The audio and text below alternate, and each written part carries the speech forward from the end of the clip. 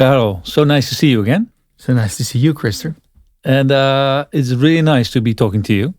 I'm not sure who's visiting whom because I wanted to interview you for VU University, for my courses, and to tell students about you and your business. So this will be an interview, but at the same time, we're visiting you and your brother in the studio here. Yeah. So it's a really nice experience to see the business of one of our students. Yeah. And so thank you so much for having us. Thank you for having me, man. Yeah, but so in the preparation for this interview, while we were talking, I realized that we met quite a long time ago, even though in my perception it was during a course called Integration Business Project some years ago. Yeah. But apparently you were part of a way earlier course. Yeah. So maybe you can tell a little bit about how we met, because I don't think I can exactly remember. Yeah, well, so it's quite funny. You were my first teacher at VU University. So the first course I walked in, it was you teaching. It was Introduction to IBA. And what was kind of not the perfect situation for me is that I started 4 weeks later because I always wanted to do IBA, but I was not accepted and it was a hassle. But in the end, we managed to get me applied and I started 4 weeks later. So I walked in and everyone knew each other, of course, but I had no idea where to sit, what to do, how to behave. And I would just sit and in your classroom and then you started teaching and explaining. And you said a lot of words I had no idea what they meant. So Google Translate was back then my best friend. And yeah, you were my first teacher at the university. Yeah, I could ask about how that was, but maybe it was good. It was good. Okay. It was inspiring, but I felt very intimidated, I think, by all the smart people I was surrounded with back then. I was 17 years. And yeah, starting 4 weeks later, all in English, was tough for me. And how did you decide to start with International Business Administration? Well, I always really liked management. And so I'm kind of in between two worlds, music and business. And when I was younger, look, my brother and my sister can sing. I can't really sing. So I play my saxophone. But when I was younger, I had no idea that you could make a business out of being an artist, combining DJing with playing saxophone. So when I graduated from high school here in Amsterdam, I just really wanted to study IBA. That was the study. I actually wanted to study it in Rotterdam, but that didn't work out. And but in the end, I think Amsterdam was a better option even for me. So yeah, to learn about how to be a manager, I think. Well, there's a lot of follow-up questions I could ask, but maybe because you mentioned Amsterdam a lot, yeah, maybe we should just go back to where we are right now, because my question actually is, who are you, where are you from? But I think where we are right now is where you're from. So maybe you can talk a little bit about your background and the building we're in. Yeah, so we're now in my family's house with my parents in Amsterdam. And I'm actually born in this house, 2 floors up. I'm born in the living room. And this used to be the gallery of my mother. There's one gallery floor upstairs that's still there. And yeah, so I'm from a big family, 5 children, all playing music, all jamming in the living room together. And at a certain point, that got a bit too serious and we made a little bit too much noise. So they moved us to the basement and we slowly grew into this music studio throughout the years. And yeah, we slowly built this music studio also. So that's where we are right now, in your music studio. In the Golden Love Music Studios. Yeah, Golden Love Music Studios. Yeah. And if you talk about your family, you talk about like a bunch of brothers and sisters and a mom and a dad. And can you talk a little bit about your background there? So your mom and your dad, or how that, what you learn from them, or? Yeah, so I think I come from a very warm and loving family. I have a really good connection with both my parents, and they're both big examples for me in their own way. And I also use a lot of things I learned from them in my business now. But yeah, my parents are, for the first place, introduced me to music. They were the ones giving me the opportunity to study at the Muziekschool Amsterdam with all my brothers and sisters. I think in 1 month, my mother had like more than 100 music lessons in total or 80 music lessons for all the kids each month. So that was kind of a crazy period for her, having 5 young children, 2 businesses. And 2 businesses? Yeah, she has so the gallery, and she has a health business in superfoods, in medicinal superfoods. That was her hobby, and it slowly grew into a business, Zentarwegas. And yeah, it's awesome business. I use it also to stay fit, her products on my tours. And well, in the preparation, when we were talking, I was kind of surprised by that. Actually, we reconnected a year ago now. Yeah. Actually, around this time. Yeah, exactly around this time. At Muziekschool Amsterdam. Yeah. Because my daughter is going to the same music school. Yeah. And I bring her there once a week, which is a hassle, I can tell you. Yeah. For 2 classes, she takes singing class there and a recorder or flute class. On the same day. Yeah, on the same day. So I'm very lucky in that sense. Yeah. But there was Sinterklaas event there, and I was there with my daughter because, of course, she wanted to go there. And I'm looking at Sinterklaas, no idea. But then the Zwarte Piet, well, actually, it was, I think, the in between Piet came in, and I'm like, I know that guy.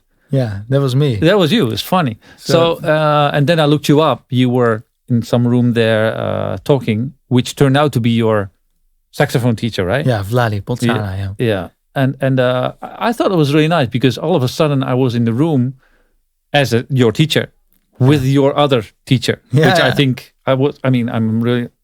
I don't think I can refer to myself in the same way as him because being a saxophone teacher is really hard.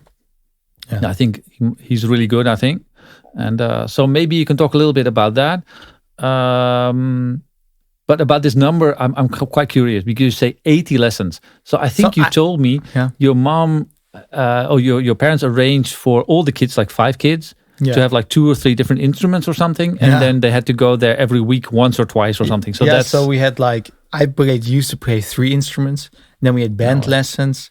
And then we had a jazz band lesson, pop band lesson, and then 3 instruments. And then... performances. It was a mental schedule, but I liked it. I loved it.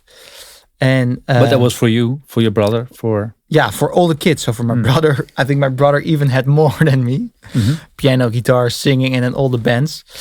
And for my older brother, for my sister, for my 2 younger brothers, and for me. I'm really in awe because when you told me that, I realized that's such a big investment because I bring my daughter there for once a week. Yeah, and she also takes piano classes. And a lot of parents that I talk to, and I'm telling them, "Oh, my daughter takes singing class and piano class and recorder class." They're like, "That's way too much." But you seem to have enjoyed it, and your parents put that like in. Yeah. So, can you talk a little bit about your how you experienced that, what you learned from it, and maybe also a little bit about Vladi because you seem to have a really special relationship with him. Yeah. So Vladi, actually, I was 10 years when I first saw the saxophone, and I immediately walked to my mom and said, "Mom, that's what I want to play. That sound that is so cool, the gold instrument." And so I was a bit too young when you're 9, 10 to start playing immediately saxophone. So often you start then for 1 year or 2 years on the clarinet to develop your lungs and your posture and your fingering. And then we found Vladi at the Muziekschool Amsterdam. And what was really special is that from the start, he just became my teacher, but also my very good friend. And I think I followed lessons with him for 11 years. Every week, I was his student. And in the beginning, because what I find hard with the saxophone, when you play piano, when you press the note, it sounds beautiful. The whole sound is made. But when you play saxophone, your sound, same with, for example, the violin, it is really ugly. Or ugly, it sounds off tune. It doesn't sound like how you want it to sound. So that takes years to develop. But that also makes it, in the beginning especially, less fun to practice. So in the beginning, I did not want to practice so much. And then your teacher can get mad at you, of course, but he always stayed calm, and he always managed to just put me in my own power. And he gave me the feeling that he believes in me, and that what I do is cool and good, and that I can eventually get there. And throughout the years, because of him, also because of how he was playing when I was younger, every time when I heard him play, I was like, oh my God, it's just, how can you do that, And that was just so inspiring. Also, that you have an example where you want to get with your sound, with your level of playing. And actually, the night I graduated from university, we gave a big party here. It was before Corona times. So I was 20 then, and he also came, of course, with his wife. And then we played together on the party also. And he actually came to me, well, I have to say, your sound is now better than mine. Wow, that's a really beautiful compliment. But he's much more virtuosic player, I think, and what he can do is incredible. But for me, the sound was always so important. And from him saying that and coming to me on my night of graduation, wow, man, your sound, you're there. And that was just very special. This was graduation from? IBA. IBA, okay. Yeah. And are there one or two lessons you took from him that you still use? So he once told me, if you want to get to the next level, you need to put in the hours now. Otherwise, you might have talent, you might be a cool, funny guy, but if you want to get there to the next level with your playing, put in the hours. And he after that he also said, but I know if you do, you will make it. So he made it. Sometimes goals can be, also in your business, can be so far out of reach. Where do you need to start, But with playing a music instrument, it's actually really funny how you build it up throughout the years. Every year, you're getting better. You're getting better and better, especially also when you're young. Then your whole motoristic system, I don't know how you say it in English, motorisch systeem. Yeah, I don't know, dexterity or something. Yeah, you can learn it much better, I think. And throughout the years, you grow. Do you remember the first tune you learned or not on the saxophone? No, I don't remember. Okay. I don't remember. Yeah, I thought it was. What I do remember is that we spoke about it also, is about that I really wanted to reach that high note. And then I passed out. What was that? So my teacher told me this high note. And it just so bad he wanted to reach it. And I kept on playing it and playing it and playing it. And you use up a lot of air, and I was a young kid, so I just played it and I passed out. I fell full force backwards on my. No way. And then I woke up, and my dad and my parents, my parents were around me. Are you okay? Are you okay? And I had no idea what happened. I also did not feel the drop or anything. Oh, I just funny. passed out from playing. Could you try that to make that sound? Yeah. So.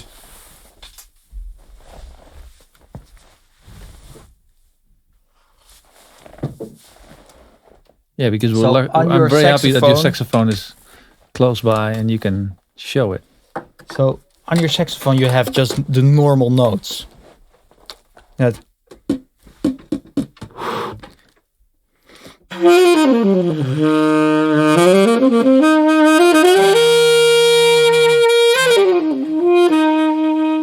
These are all notes that are on your saxophone. But then you also have, so the highest note that's on your saxophone that you can finger like that is. So that's cool. So when you play solo.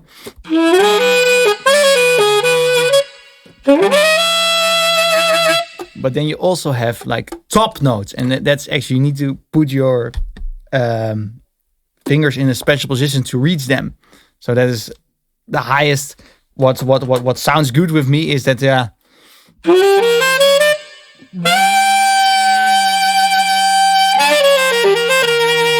so that high A, that's A for me. I was not able to play that before, and now I can just reach it. But I can see in your face you need to put in a lot of more pressure. Yeah. It's slightly more difficult. Yeah. So it's not actually on your saxophone anymore. So the piano, if you have the keys of the piano, the piano stops there in the high. Oh. And that's also here. It stops there, but because you tweak it and you can squeeze it out of the instrument. You can squeeze it out of the instrument. That's fine. And you're talking about practicing a lot. Yeah. I think I remember that you told me that at some point when you wanted to go into music after IBA, that Vladi told you to practice a lot. And I think you told me you practiced like a few hundred hours after graduating from IBA in order to start to be a professional. What happened there? What did you do? I've never really seen myself as a professional musician. First of all, I can just play, and I can do business. I think a little bit, and I'm just myself. And I was never focused on being a professional musician or something. But what I knew, that I felt that if I was able to shine on stage or do what I want to do, I graduated, and I now needed to put the time and effort in there to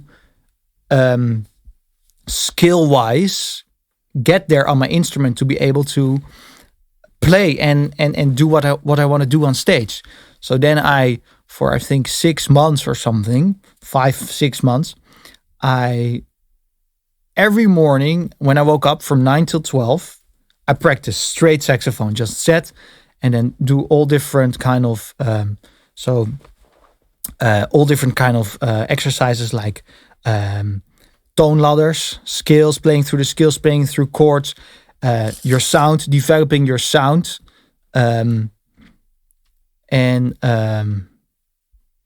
so every for 5 months straight, I practiced every morning from 9 till 12, and often also after lunch for another 2 hours, so 5 hours a day. That's crazy. To get there where I want to be, and not like sitting on your phone or everything was locked out. It was just me in my room or here in the studio practicing several exercises on my instruments to get where I wanted to be. That is 400 or 500 hours. So look, if I would hear a song and someone says, it's in E major, or it's in B, or I would just want to be able to immediately play along and sound cool, and that you have the skills also of a tone skill. The scales, yeah. So you can play them like just normal. So what you're saying is, when you hear a song and you pick up it's in E or E minor, that instantly you are able to play along. You have the skill level. I can immediately play and join in. Play along. Like this, for example, C.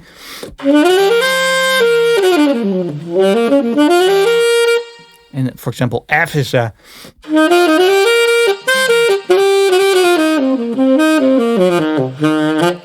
G is a. So I just wanted to be able to do that, and also switch between, you have normal scales and blues scales. So when you play this, for example, normal scale, but if you play solos in this, it sounds a bit, I think, a bit more classical, and I want it to sound cool and vibey, and so then you play the blues scale, and then.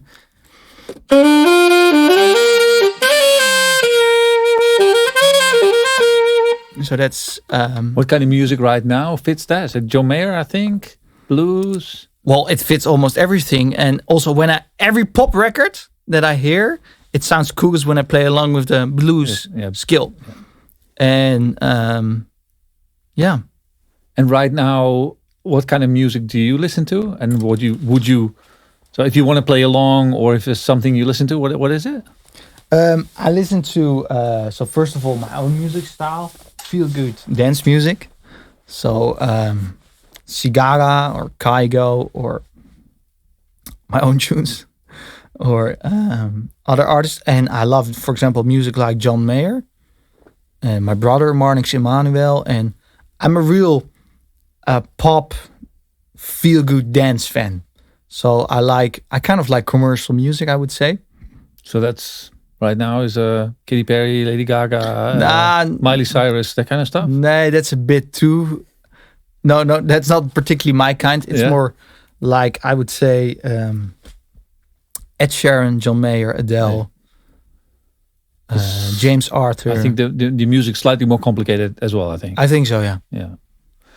Well, why I really like this, and maybe for people watching, is useful to understand why I'm talking with you and a little bit about music. We'll slowly move into the business part, I think. But for me, music is a really interesting metaphor, also in terms of learning. Because if you want to play music properly, you need to know a lot about scales. You need to know the history of the instrument. You need to know the history of music, history of your music, the music that you like. There's so much coming together in just playing a tune, just like you just showed. Yeah. And for this, if you want to start a business, if you want to run a business, you also need all this stuff together. And many times I see people saying, "Oh, I'm in finance or I'm in marketing," but that's a separate thing. But you need to understand the other stuff as well. Yeah. And so that's why I like it. I see it as a metaphor for learning, for practicing, but also a metaphor for how it is to run a business. And actually, some research being done also in understanding how jazz bands cooperate, because we think we can learn from that in order to understand innovation, for example. But if I think about learning, also your history is important. And you were talking a little bit about what you learned from your mom and her two businesses. Yeah. So is there anything you want to share about what you learned from your mom in terms of running a business? Or Well, I learned a lot from my mother, of course, but what was also funny, so I practiced for 5 months straight, and then my mom came to me and said, "Look, all good what you're doing, but maybe there also needs to come a moment where you actually start earning some money to be a business." And then she told me, try to earn at least 500 euros a month from now on. And back then I was like, Mom, how can I do that? 500 euros a month, you know? it's a lot of money. But you can't even live from that, if you think about it. But and I said, just figure out something, but try to reach this goal. And from that moment, each month I managed to reach that goal. Not a single time I did not earn below 500 euros a month then. So that was really cool.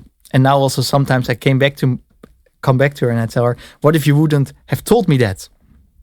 Maybe I would have never learned how to manage how to do that. And what I think my mother, throughout, when I look at my business, what my brother and me have built, a lot of times she put us kind of on the right track, or set key things throughout the moment that you realize that, okay, we need to do this. Any other lessons? Yeah, for example, a very important lesson she learned me was that it doesn't matter so much what you do, it matters more how you do it. So, for example, I was really struggling at university to enjoy, for example, courses like logistics.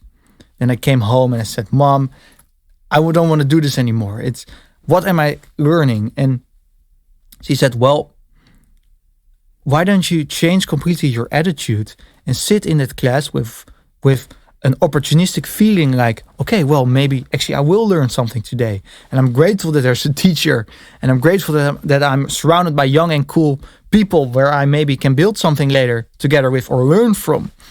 And that one, what she said, it doesn't matter how much, it doesn't matter so much what you're doing.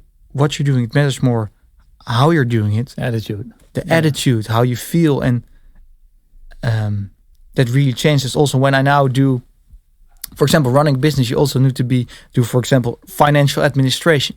I'm not the biggest fan of financial administration, but you can sit behind your laptop and Excel.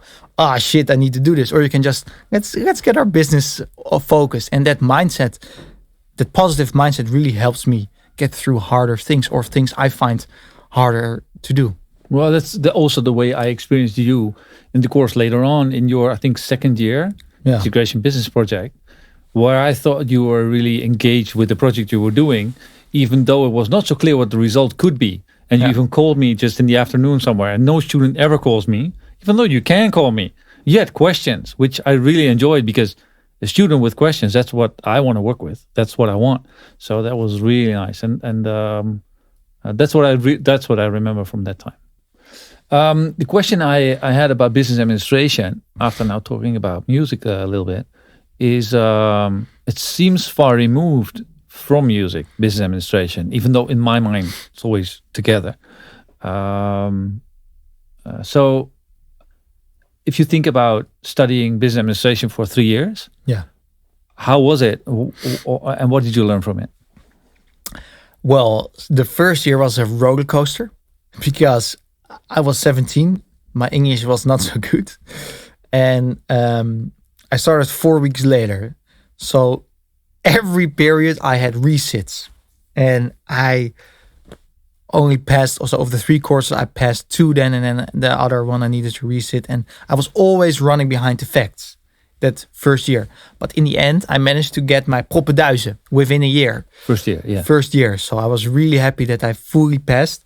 And then I thought, okay, the second year, I can start with a clean sheet. I know how it works now. And then I actually really started enjoying studying. Well, some courses, not all courses, but the second year was just building up to, I think, my exchange also. I really wanted to go to Leeds, the University of Leeds in England.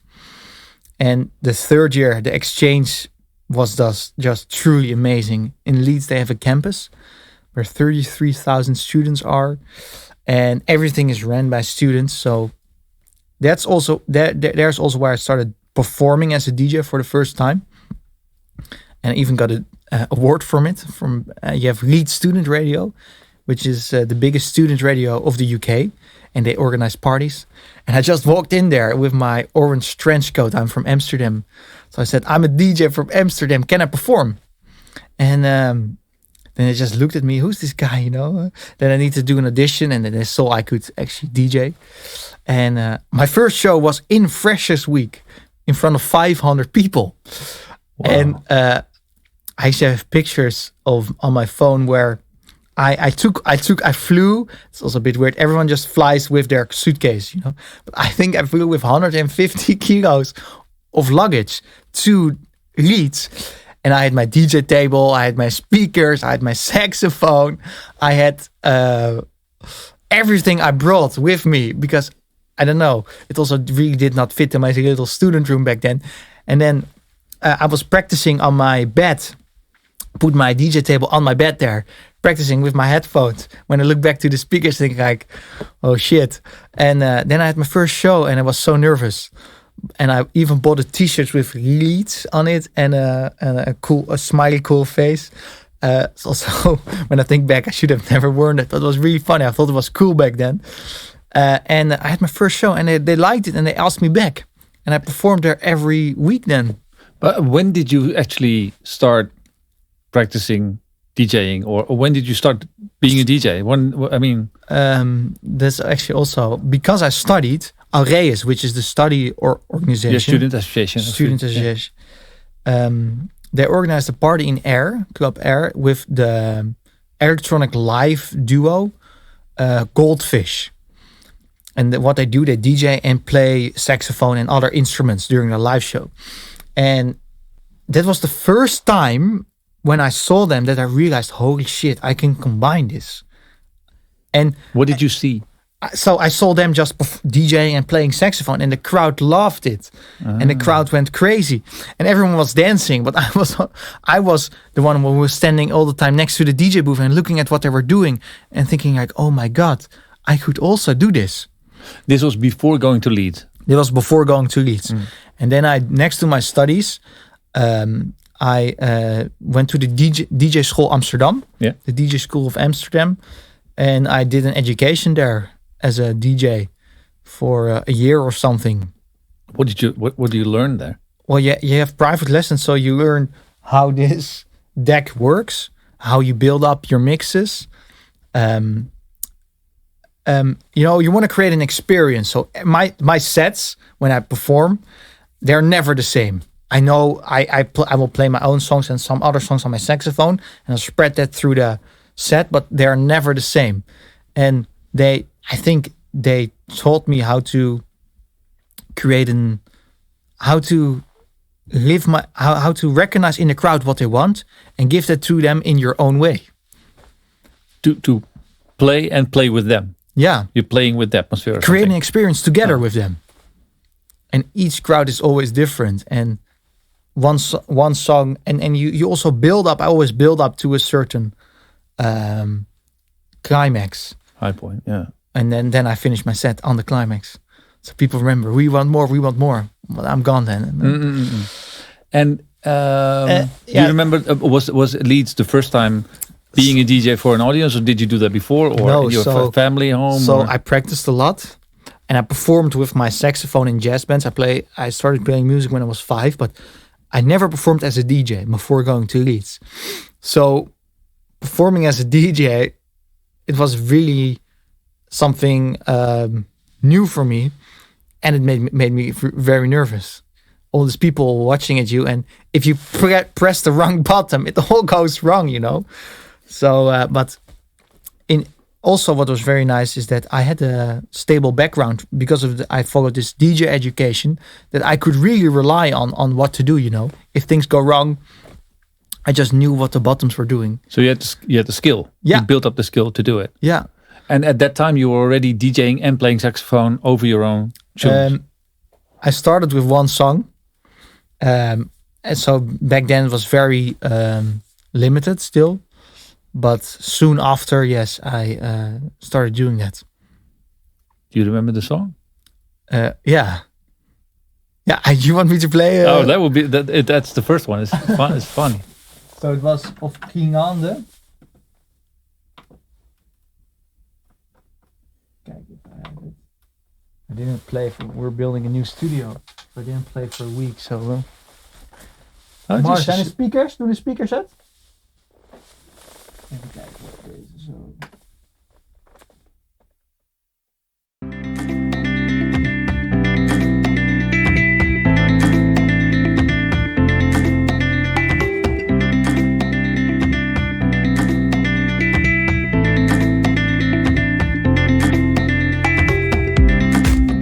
Cool intro where you walk on the stage, and you kind of get the vibe. People see you and they think like, oh my god, he plays saxophone. And so this is your entrance. Yeah, as my first song, but I played it often in the middle of my set. Ladies and gentlemen, are you ready? Put your hands up. Save me, save me, save me.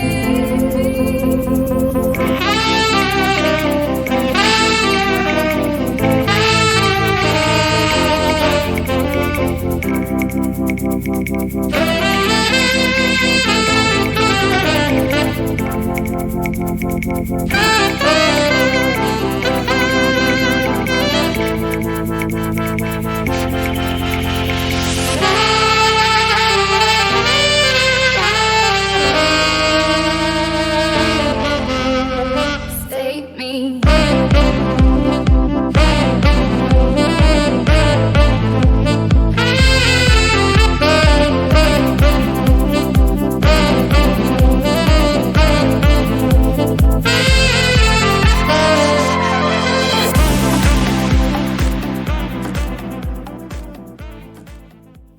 This was actually the song that you did back then already. Yeah. Oh, that's really nice.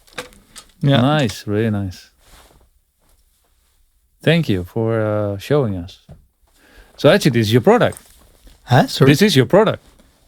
Yeah, so I'm actually, I think, so I'm artist and I produce. So we have basically, if you want to categorize it as products, we have music online under the name Charleon, so people can stream that on Spotify.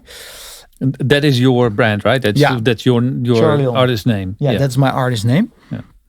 And under the name Charleon, I'm doing live shows. And throughout the years, we managed to build that up. And we did live shows across the world, from tours in China, India, throughout Europe, in the UK, Germany, France, Spain, and the Netherlands, Belgium. How many people normally are in attendance? Well, that depends. So sometimes the big parties are 10,000, 5,000, 3,000. So over the thousands. But we also sometimes do private events. It's just 100 people, or corporate parties, a few hundred people. It depends where my act fits. And once I performed at a party with 300 girls. That was also a very unique experience to just have 300 girls and me playing my saxophone and DJ set in the room. Yeah, man, we did some and the coolest shows.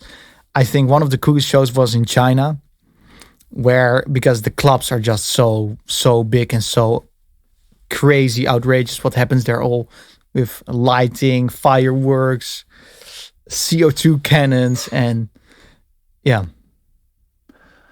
But this is what you do. So this is what you do now. Yeah. Thousands of people, and then DJing and playing saxophone. Like 3-4 minutes ago, we were talking about being in Leeds, doing it for the first time, being kind of scared and anxious. Yeah. How did you grow it from there to now? Because there are steps there, and I mean, from being scared of whether you will make 500 euros or not, until now being in front of thousands of people. What were the steps that you took? So my first step was finishing my degree. I think it gave me a lot of rest, that if it goes wrong, and I'm not saying that I'm there yet. I think for myself, for my feeling, I just started. I'm 25, and this is just the beginning. But what we have built throughout the years, where I am now, is I took it all step by step, and the whole road, I took little steps to get there. So at first, so I graduated, and then I thought, okay, I want to get my playing to the next level. So I locked myself up for 5 months and just practiced. So I was able to play, and then we said, okay. During that time, we organized one party for myself in an event, and it took me 3 months to organize it, and I sold 80 tickets for €5. But out of that party, there came a lot of friends, of course, and were all now at student fraternities. So they said, oh, I love what you're doing. Do you want to come for our kerstgala, for a Christmas ball? Or do you want to come for my mother's turning 50? Do you want to come for to perform at her birthday? And I also thought like, where are the parties happening there, where there is a large audience, or a few hundred people, where there is a budget for your act, so you can hire photographers and filmers to put it on social media to show that you are actually doing cool things. And where does my act fit? And student parties and high school parties are thrown here in Amsterdam in the biggest clubs. They all have some money to pay your act, and my act with my saxophone fits perfectly there, because they love to have the extra live element. And they have both the club and those students or school kids have social media, like big time. Yeah. So they share it and they make videos. When you're just DJing, everyone thinks it's cool, but it's normal. But when you suddenly take your saxophone, everyone is like, whoa, what's this? And everyone wants a unique experience. And with my live show, I think we give them in the club a unique live dance experience. So I just thought, okay, where does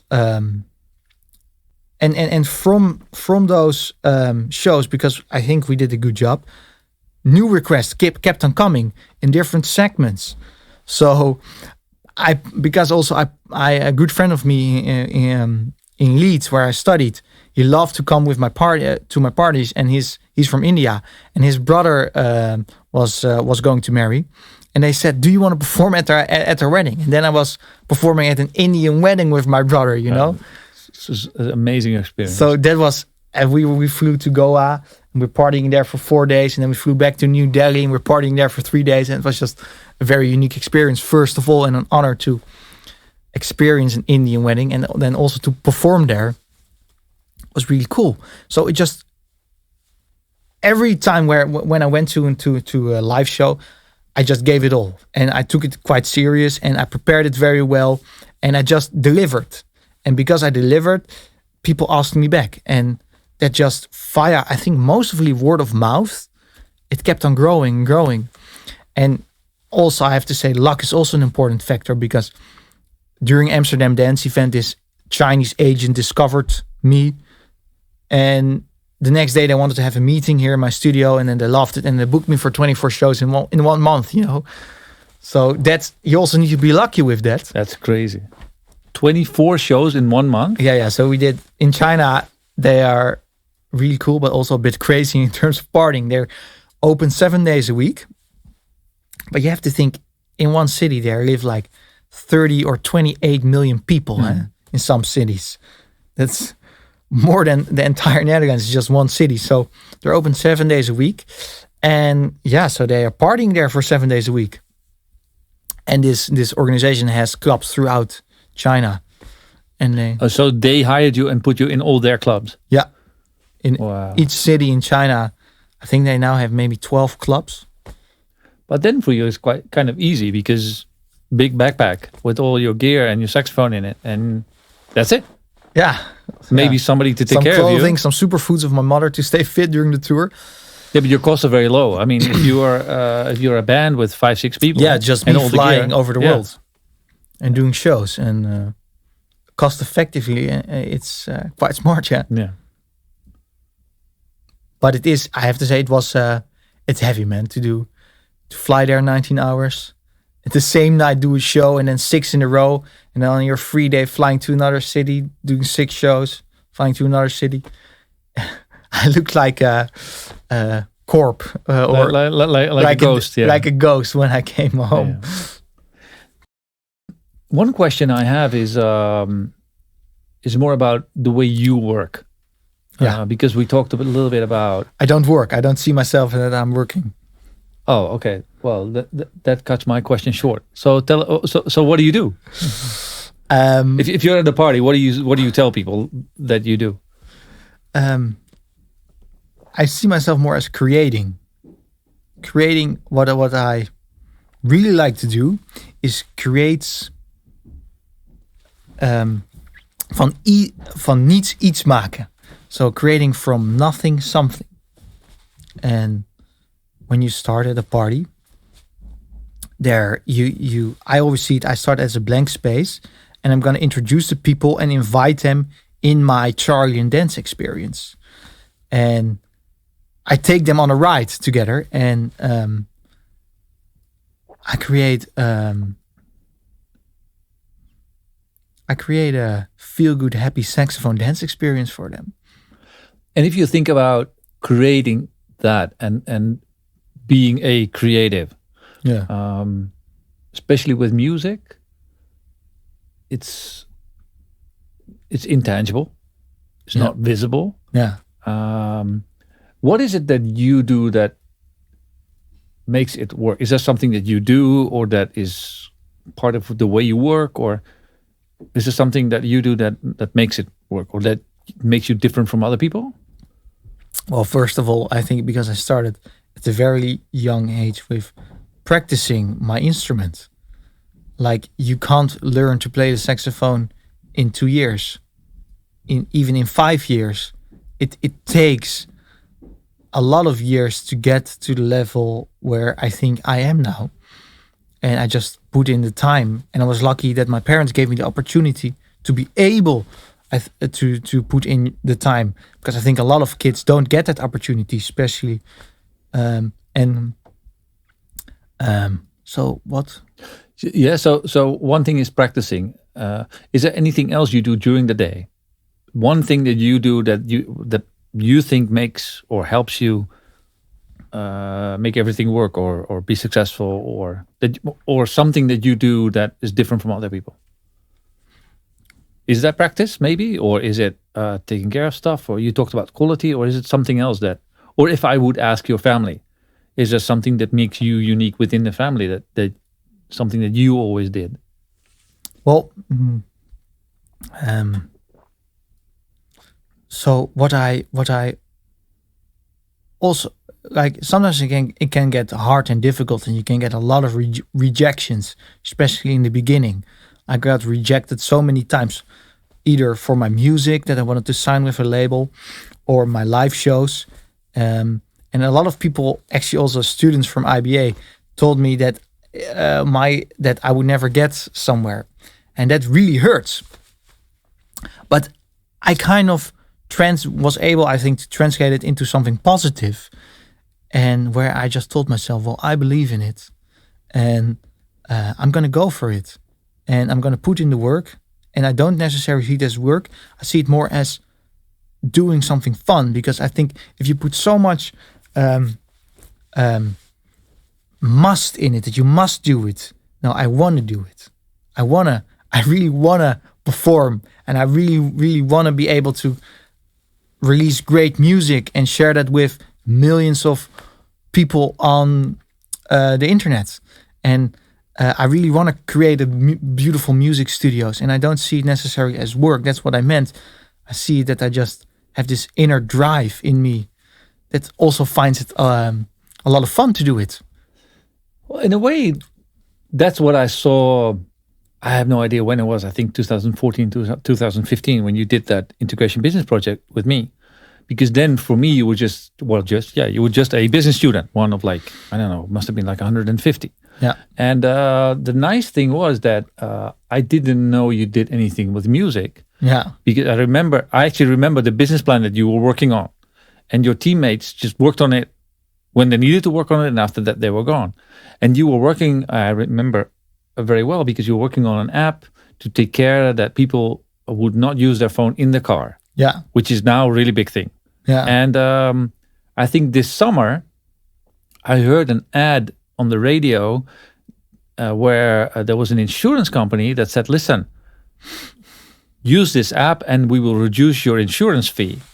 And back then, it's a long story, but I'll get to the essence because it fits with what you're saying. Back then, you were puzzling on, okay, there should be an app that takes care that people don't use their phone in the car because it's a problem. And your teammates said, well, we can't sell it because nobody wants to pay for this. And they kind of like cut it short in the head, and they were not really motivated. And that's when you called me in the middle of the day. And I remember where I was walking, because you said, we need to sell this to somebody, but who can we sell it to? And I remember back then we were saying, well, maybe we should sell it to the government.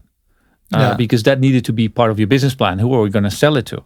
And this summer, kind of the answer came to your problem like 4 or 5 years ago, because insurance companies want this. They want you to use this app. And actually the payment model, which we didn't know back then, is from insurance. So that fits with your story, because you're saying, I want to create, I want to do it with a passion, and then we'll see how it pays. I remember this project. I did this project because I found it also a lot of fun to do.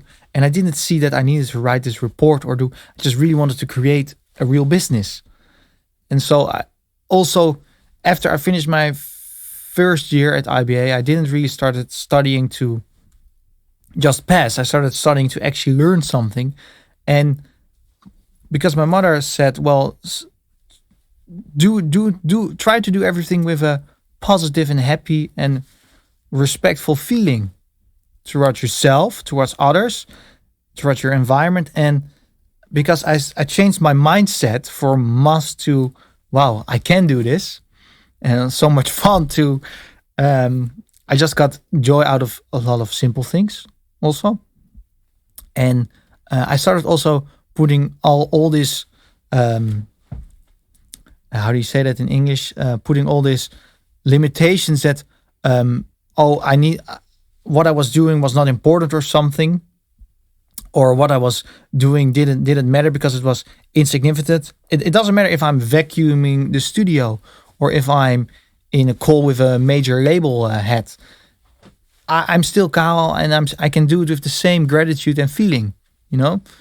I don't have to see that vacuuming is less important or less valuable.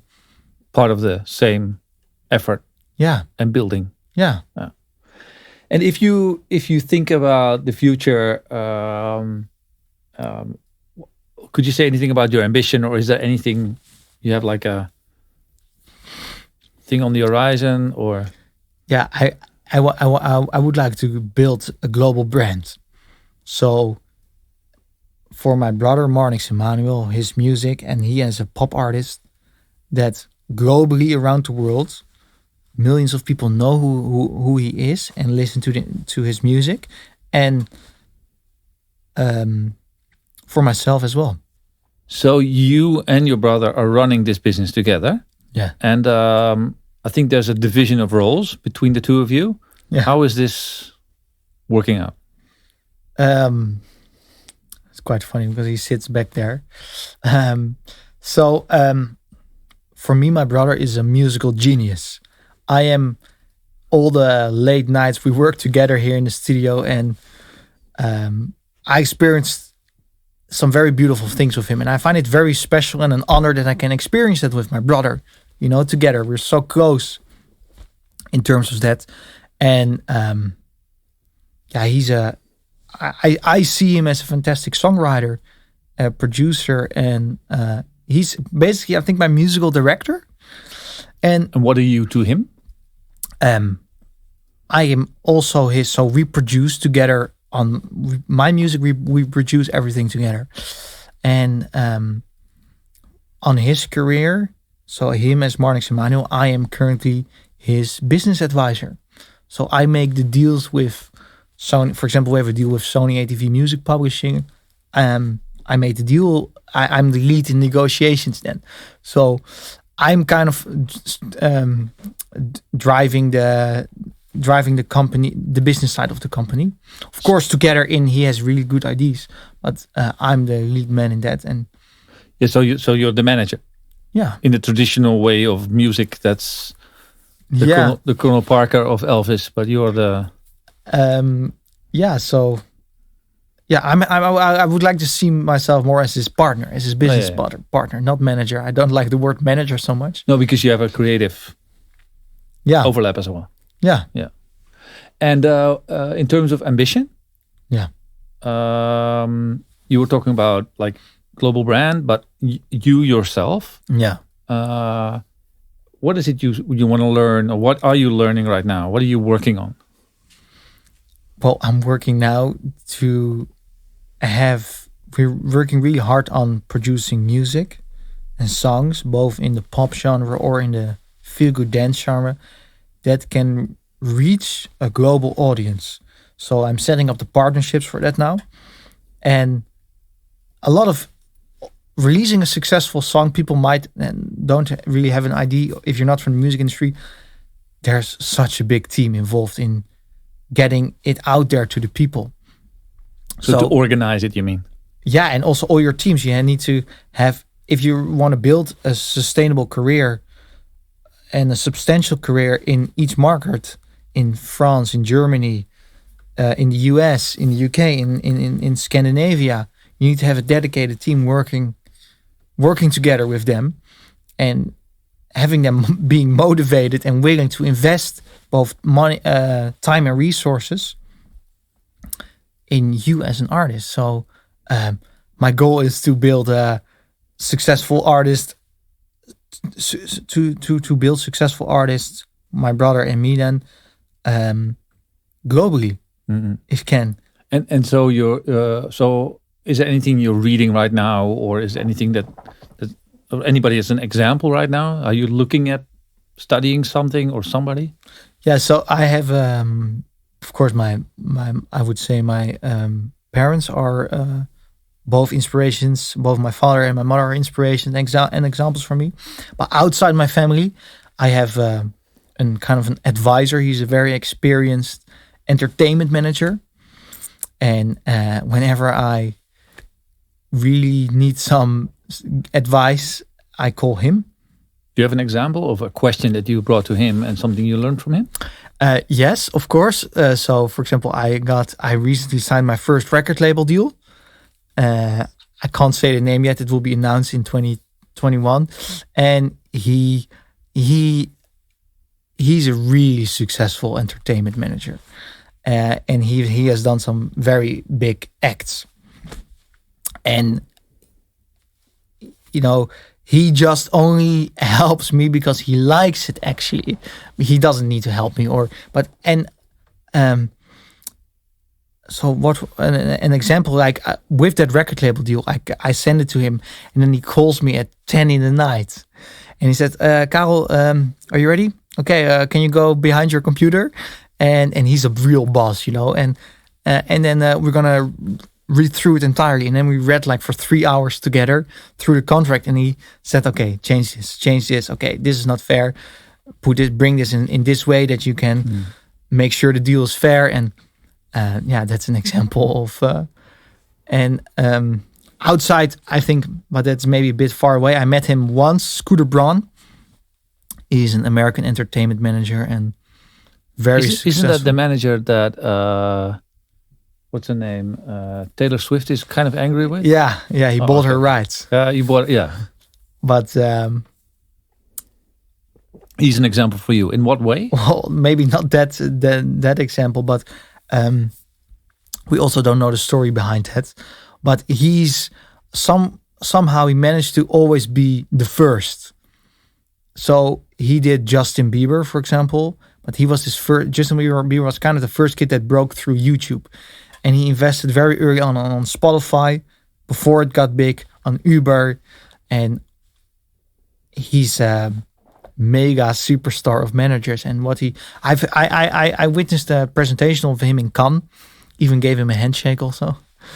And it was just very inspiring what he told and how and I also recognized he started out as a party organizer who was just hustling his way through. And I also was, and I still am hustling my way through, Well, that's the main thing. Yeah. I saw an interview with Peter Gabriel, and then he was also asked, like, what are you good at? And I'm always fascinated by that question. And for me, Peter Gabriel is an innovator and really good musician. Yeah. But he says, well, actually, I'm a hustler. That's the one thing I'm really good at. Like, huh? And that doesn't have a positive connotation, even though I think it's really important. And I realize that a lot of people have that. So it's funny you refer to that. Now, if you think of something you would, you're 5 years out of studying at university. It seems you're still learning really fast. Is there anything you would like to tell people watching this, like students or people in business administration right now? So I remember seeing a video of these mega DJs on Tomorrowland. And before I started DJing, and I saw them perform, and I felt internally, oh, I also really like to do that. And this is actually what I would love to do. But it felt so far away. When I watched the DJ tables, all the buttons and everything, how will I ever be able to understand and know how it works? But I just told myself, okay, step by step. And throughout the years, it took me years, and throughout the years, I developed and grew to the point that I was able to also do that. And now it's a matter of building bigger success so that my name can stand. It is my people want to see me at Tomorrowland, so we are building that actually now. But if Tomorrowland calls tomorrow, Karel, Charleon, do you want to perform? I'm ready. I'm ready to go, and I know that I can give the people a fantastic dance experience. And if students or people watching this video, this interview, want to reach you or find you, how can they find you? Well, I think the world is very connected. So first of all, on Instagram, Charleon.official. I reply to all my messages, or they can send an email to you and you can refer it to me. And one thing I would really like to give the students, I would like to give the students as an advice is believe in yourself and take the time to grow yourself and grow your business idea. Don't put so many constraints in your head that you need to get there in 3 months or that you need to.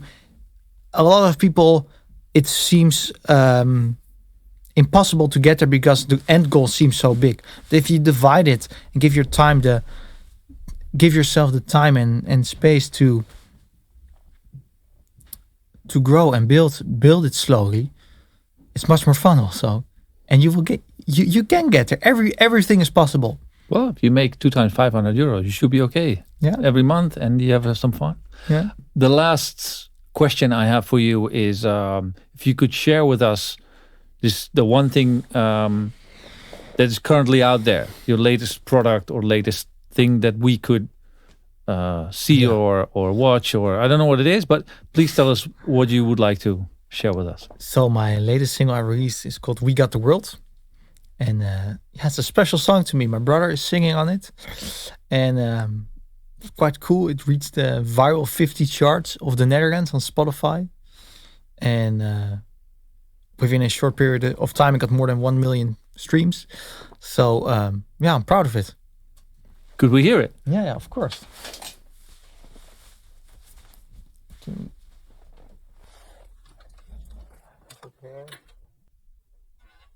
I would really like to thank you for the time you put in, because obviously you need to invest. Time is money, and time is fun for you, I think. Also, I would like to thank you for your openness, because you're telling a really personal story, which I think is the most valuable for the people watching. Yeah. And is really enjoyable for me. And apart from that, I'm really proud to see you taking those steps from being this student running around in your second year up to now running a business together with your brother. Thank you so much. Well, thank you very much for having me.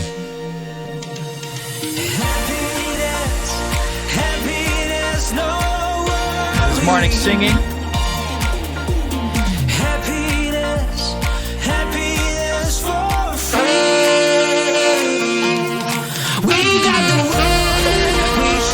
Also a beautiful message. We got the world. When we're gonna miss today, we're gonna hit it soon, mate. It motivates. And to all the young students, you got the world.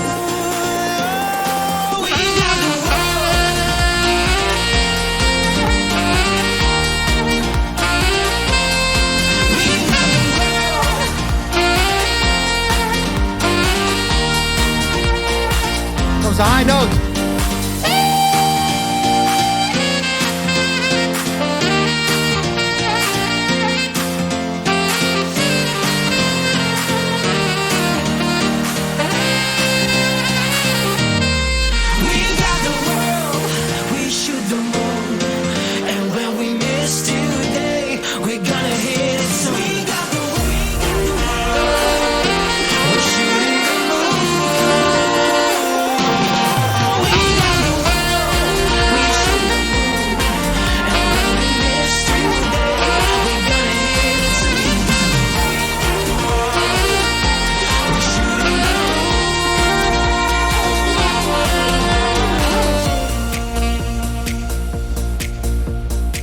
That was it, man.